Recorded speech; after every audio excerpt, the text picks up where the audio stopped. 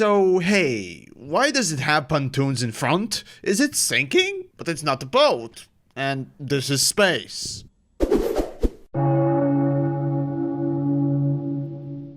Finally, I get to take out my smelly, scab-encrusted bat and smack a properly big ship. So then, Retaliator Bomber. Now, by lore, this edgy wing-laden maiden is supposed to be some sort of a weapons platform with customizable insides, and I bet it identifies as a hover chopper too. But beyond that, it's supposed to take on even larger ships, and a good thing too, because it sure as fuck ain't good for anything else.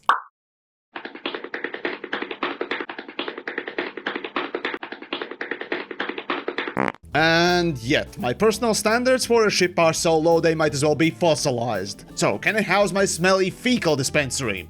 Yes! Can it transport a box? Also yes. Does it move? I guess? Well, okay, then it's a good ship. The problems, like unwanted pregnancy, start popping up as soon as you let zealous religious types dictate their rules. And this is why you don't let Star Wars fanboys make any creative decisions. Sadly, we've failed. But that's okay, at least we always have coat hangers. I mean, creative application of useless material, also known as compost, or recycling. Visually though, out of all big ships, Retaliator is my favorite. And unlike most Star Citizen ships, Retaliator has many front landing legs supporting its vast bulk. And though it may remind you of a prawn, I like them. It's that kind of imperfection that's turned into a beauty spot. Though come to think of it, next to it there are the gaudy pontoons, and let's not mince words, they're harder to ignore than the facial warts. Maybe they're there to provide cheerleader effect. No, even so, I like them. It's something truly unusual. At the same time, the profile of the ship screams lightweight, slim, and sculpted body with great capabilities. Too bad then that the ship is actually as unmovable as a fridge and as gentle as a brick with needles sticking out of it. I guess no one told the artist that the ship will be used to simulate your mama convention haulage rather than the troop transporting.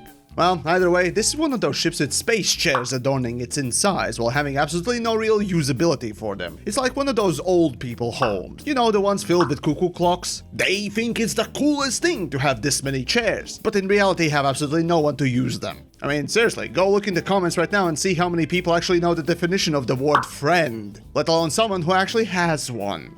On the bright side though, at least on this one, you get to hump 4 massive space torpedo bombs. Yes, that's right, baby! This is a bomber, gunship, troop transport, military, chat boy, and probably a cheap latte dispenser too at this rate. I do wonder how many more actions can they jam into this one. Well, except, you know, that it can't really do any of them. You know one of those tactic cool people on the street? Well, in Americas they usually drive a pickup truck with literal nutsacks sticking out of their tow bars. Yeah, that kind of degenerate. They're the military world's furry equivalents. Yeah, that's basically this ship in a nutshell.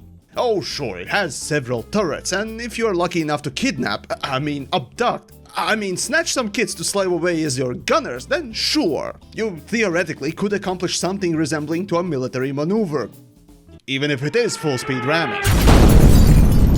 But without free child labor, you're thoroughly fucked. And no, not like the bedroom femdom fucked where you're sore the next day. No, the Brazilian prison fucked. This ship has absolutely no weapons nor missiles for the pilot. Sure, you have turrets with space pew-pews, but you need someone else to use them. Or, if you feel extra retarded, you could put the ship in autopilot saying, "Space Jesus, take my space joystick!" and go off running to the nearest turret to defend your multi-million space dollar Uber spaceship. It's just silly. Though, come to think of it, it's not like you really need steering either. The ship is so unwieldy, fat and slow, I don't think it'll make a difference if anyone is piloting while under fire or not. So, what's left? Oh, the 4 big-ass bombs. Yeah, while some dedicated people have showcased how cool these bombs look in action, I've tested them myself. Oh, and also consider this as a follow-up to Eclipse review too, since they're quite similar. So then, you got the bombs and they go boom!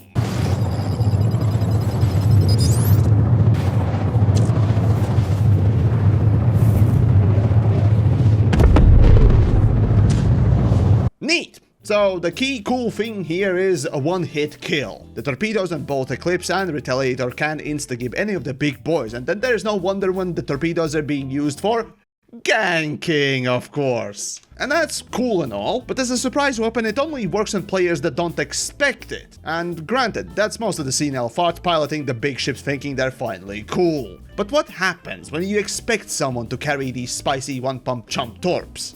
I'm sitting in the rear turret. I have perfect field of view. Okay, I have a target. I cannot fire at this distance. Okay, one problem is I don't see a distance to Torpedo. Okay, I will just fire. I don't know what the distance is. I hope I won't run out of shots. Okay, destroyed it. Flicker, I destroyed it. This was really easy, but I knew from what direction it was coming, and I knew when Flicker was firing. Aha, well, at least they might be quick, right? I think all the currently implemented ships can zoom faster than that, and as long as you're heading in a straight direction, the Torp can't catch you. Again, landing to one of my biggest critiques with the current and future flight models of Star Citizen. The ship speeds are too big. And also the bombs are unbalanced as fuck. Actually, come to think of it, is there any game design put in these systems at all? Anyways, so that Torp that Eclipse especially banks its whole existence on entirely is useless. Unless you take opponent by surprise so they don't shoot down the Torp and they're not running away so that the Torp actually can catch them. Now, how am I doing thus far, Yeah, bro, but killing ships with Torps is so cool! Okay, what ships? Those NPC big ships, mate! Oh, AI, you say? Well, sure, insta-fetus yeetus deletus is cool, but when the AI is shit and bogged down by the servers on top, so that there is very little, if any, challenge in NPC combat, where you can take on a big hammerhead or a small hornet in a stock Mustang Alpha, in case of the former just given enough time, what argument aside from time savings do you really have for the oversized space dildos? Oh, but TheYamiks bombs are for ground troop killing too! Oh, really? Oh, well, let's test it out! Here we have a simple encampment of NPCs. Theoretically, this is the first place you'd use a bomb like this. But anyways, we got a few NPCs and there goes the bomb.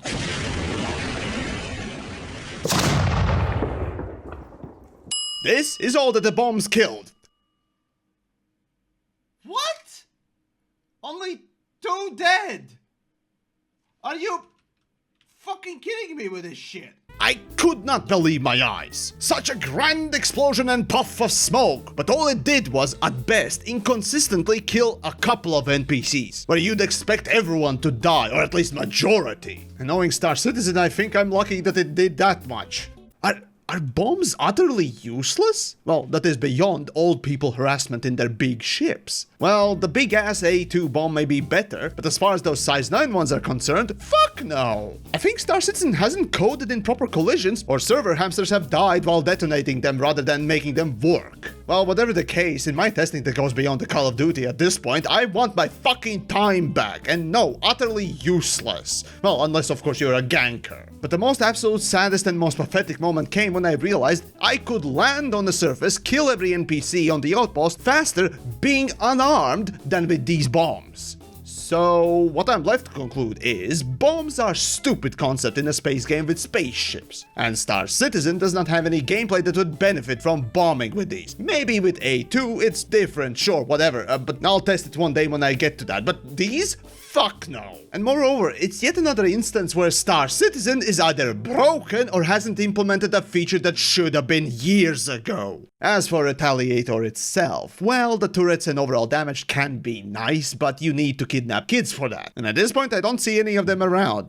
Space Catholics must be on the prowl again. Oh, but how could I forget? Sucker. $275.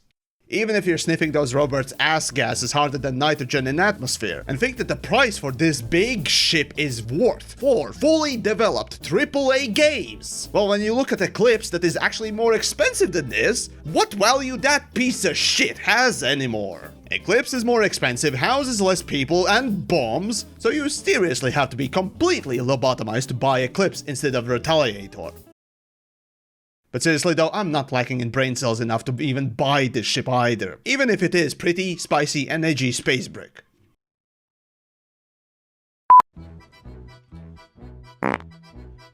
Oh my god!